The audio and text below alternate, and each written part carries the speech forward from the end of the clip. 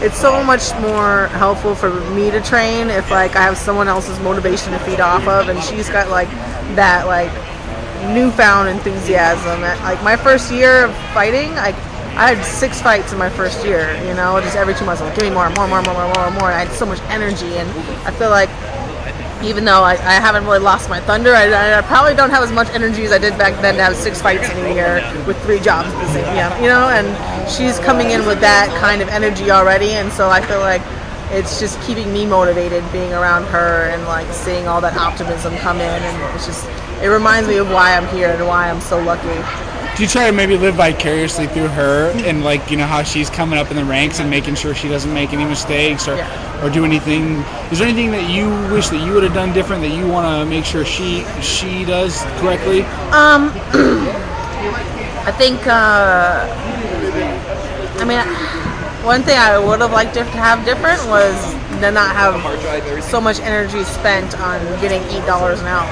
You know, that was energy spent on a job that wasn't going to be a career for me, on money that was just going to, you know, help me get by in the moment. And so, and, you know, Edmund at first wouldn't want to work with me at all. I had to kind of like prove myself to him. And so we kind of got Marina in the ideal situation where she, you know, just joined my training camp and did the whole world title training camp with me pretty much to train for her fight. So she had like the highest quality of training for an amateur show, which is awesome, man. I mean, I really, she's lucky to have those kind of opportunities in the very beginning, and I'm lucky to have her even at this point in my career. Well, it's showing off 3 fights, 3 first-round arm bars.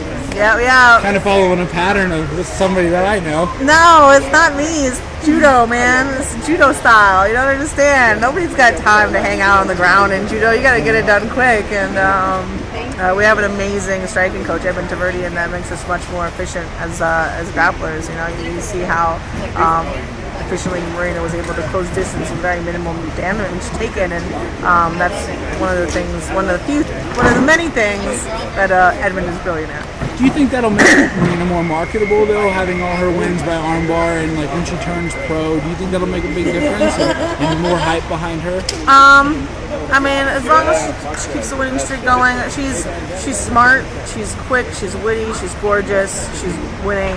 As long as we keep all those things going, we'd be stupid to not be interested in her. She says in a year, or by the end of the year, she wants to turn pro.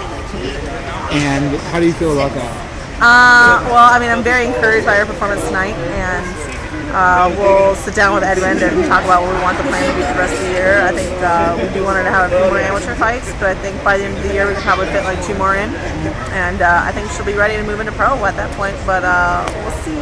Marina's confident. She thinks that she, you know, she's been in there with the tough judo Brazilian girls, and they don't really hold the weight that Cyborg does in her eyes.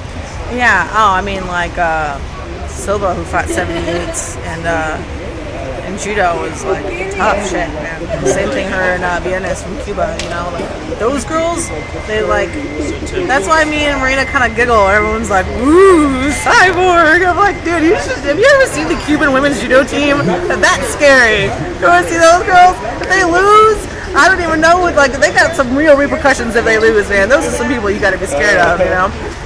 So we're not very easily intimidated.